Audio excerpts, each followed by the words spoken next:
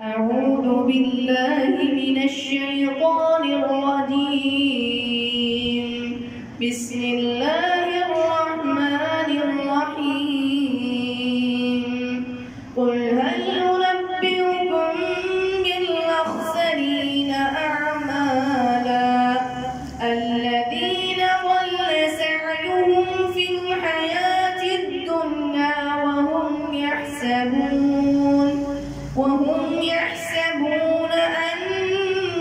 أنهم يحسنون صنعا أولئك الذين كفروا بآيات ربهم ولقائه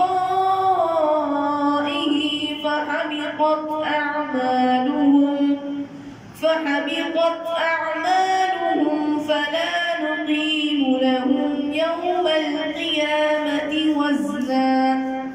ذلك جزاؤهم جهنم بما كفروا واتخذوا آياتي ورسلي هزوا إن الذين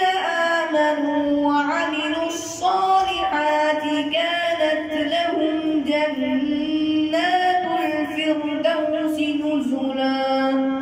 خالدين فيها لا يبغون عنها حولا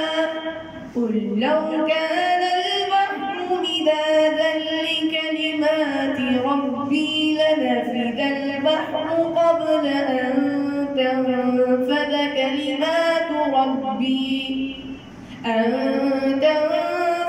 كلمات ربي ولو جئنا بمثله مددا